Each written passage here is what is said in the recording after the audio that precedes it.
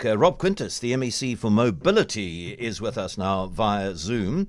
And the Council has approved a revised travel demand management strategy.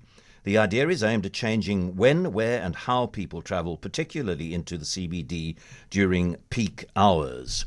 Rob, a very, very good afternoon. A very good afternoon to you, John, and all your listeners. Thanks for having me. Great pleasure, and such an important topic for so many of our listeners who so often find themselves in traffic in and out of the city at peak times that drive one to the edge of distraction. There's a lot of stuff in this, reducing the convenience and affordability of parking in congested areas, increasing to reflect commercial rates, considering a levy on private employees' parking bays provided by CBD property owners, employers encouraged to replace free staff parking with a cash travel allowance, greater priority to vehicles carrying more passengers, dedicated lanes for buses and minibus taxis, carpool lanes, possible toll lanes for high occupancy vehicles. There's a lot that is being planned. Is anything, I was going to say at risk, but that's the wrong way of putting it, is anything likely to happen fairly soon? Okay, so I think before I even dive into what's happening soon, I want to approach what is not going to be happening soon to alleviate many of the listeners' concerns or possible misinformation that's out there, John. So in terms of congestion taxes and any kind of monetary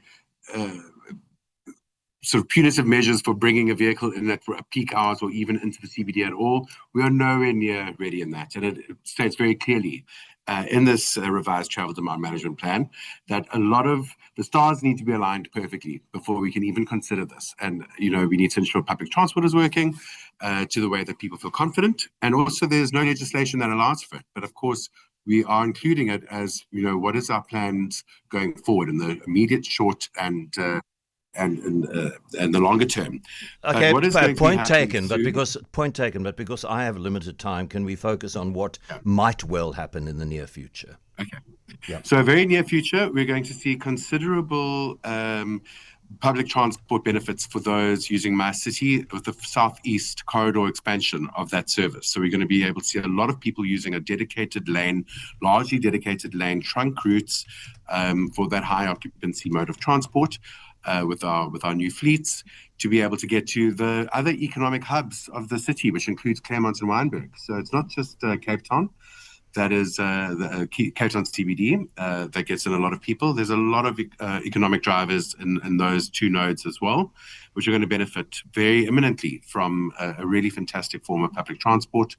We're also looking at some other implementations such as congestion relief programs. What does that mean? I mean, that's a bureaucratic phrase. What does it mean? So we've got on the cards for this financial year, we're looking at various corridors that we are wanting to do as either road diet changes, which means adding in additional lanes, adding in additional turns, which are all going to be small, quicker wins that allow for traffic to move better in and out of our congested areas.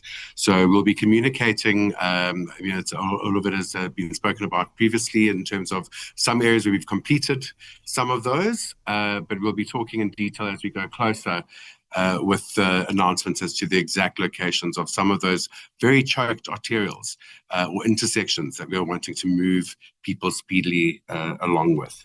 You and I have spoken about the M3 northwards, the extra lane between Rhodes Avenue and Upper Hillwood Drive, and we've talked about changing pedestrian crossings and signalised intersections and so on. Correct. And that's the thing you're talking about for other areas of the... Yeah, absolutely. One of them, we're also looking at some in the northern suburbs. So we'll be looking at the Voortrekker Road corridor as an example as well. So, those are all imminent projects that we'll be looking at getting to grips with in this current financial year, which has just started and ends in 30th of June next year. And then, of course, we are looking at engaging provincial government. The preliminary discussions have already happened about outbound lanes on the N2 for high occupancy vehicles as well, finding a way to get the sort of taxis moving out so that we can minimize that congestion with peak. We have already implemented, I think you did interview me before, possibly it was Leicester, on our outbound red lanes for the My City, going out into the Western corridor of the city out to Atlantis and the afternoon peak. So we'll be looking at innovative ways to minimize impact, minimize congestion, but without making major roadwork adjustments, and then finding ways to encourage people to get into higher occupancy vehicles, so that, we currently have about 1.6 people per vehicle. Private vehicle is 1.6 people driving into the CBD every single day and out every single day.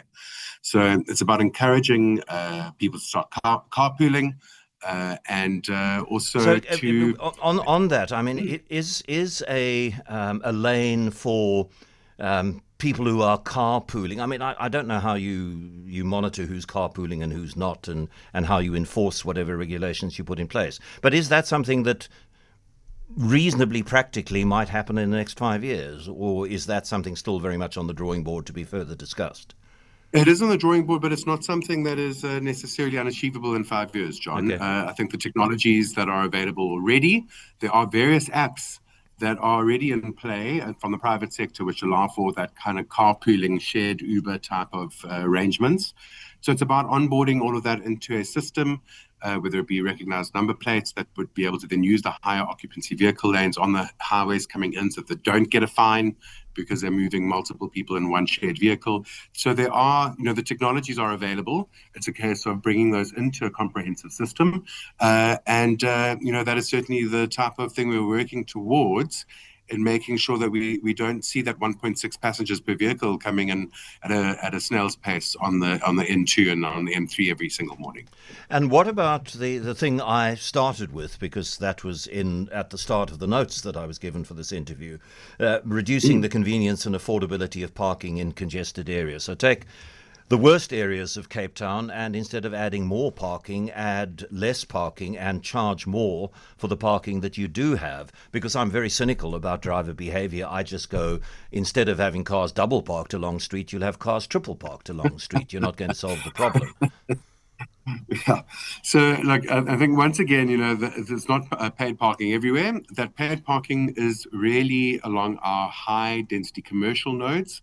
You must remember that the businesses that are there, John, are one of the larger advocates for that paid parking, because, they need to turn over their turnover of parking for their customers to get access, whether it's to a pharmacy or whatever it might be, doctor's appointments. So, and by doing so, those that are able have access to public transport, that carpooling, as an incentive, if they don't want to drive 1.6 persons per vehicle into the city and then have to park on public parking, that we kind of creating that incentive to either move into the more shared or public form of transport. And also, many of the paid parking lots and staff parking is available in many, many buildings.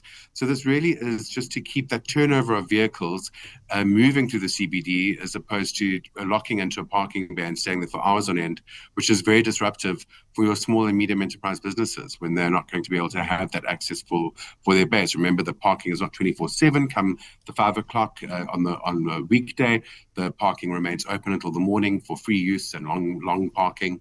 So it really is to keep that movement happening within the various CBD nodes, whether it be Claremont, Belleville, or the city of Cape Town and Sea Point, etc. And then Daniel says, re-transport in the city of Cape Town, can't they use positive encouragement instead of penalty negative? And to me, at least part of what you're doing is positive encouragement. If we provide a carpool-only lane, then you will be encouraged to use it, because you will get into town quicker than the people who are sitting by themselves or with only one person next to them in one of the more crowded lanes. And of course there's suspicion that people will just ignore these things and won't pay the fines, because that's the way we roll in the city. But there is, and your intention, and people might want it to be quicker, but these things can move only as quickly as they can move. The rollout of the My City bus to other areas, you're encouraging people to use public transport so they don't have the hassle of and then they move along dedicated bus lanes, and so they are not sitting in cars and having to find parking. You can work on your laptop while you're in the rush hour. Yeah, so I think you are trying to use positive encouragement, but given driver behaviour as we see it daily, hourly, every minute on the roads of Cape Town, some negative encouragement is also necessary, I think, Rob. It certainly, I think, I certainly think that enforcement of poor behavior is imperative in terms of upholding the rule of law, and it just makes everything work better if people drive according to the rules of the road. So I don't want to climb into JP Smith's space here, but the recently gazetted amendments to the traffic bylaw for the city of Cape Town certainly are going to be that. So I provide the carrot in terms of efficient public transport and the promotion of new ways to travel. That I have their own rewards, and I think JP and his team are looking at being the enforcement wing in terms of the stick for those that don't. That means driving in a high occupancy lane in your 1.6 occupied vehicle could result in your vehicle getting impounded. So I don't want to be too late for news. I'm going to be a little bit late for news, but somebody wants to be anonymous, coward, wants to know if any of the Mako members currently carpool into the city. If not, why aren't you practicing what you preach? Because we don't all necessarily live in the same areas, so that might become difficult. We're not a neighborhood moving into the CBD together where we all live a few streets away. We're quite spread across the city. So I think that is just a practical difficulty that's there. But I mean, some of us do cycle into work when the weather allows, and when our diary doesn't require us to use our own vehicles to travel maybe after hours, after work, straight from the Civic, depending on public meetings.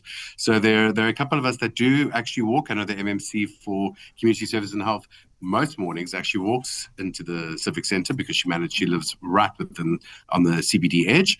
I cycle in when weather and diary allows for me to do so. So a couple of us are doing that already. I believe the mayor uses a skateboard. Thank you very, very much. No, that's not true. I made that up. Thank you very, very much to Rob Quintas for making time for us, the MMC for Mobility.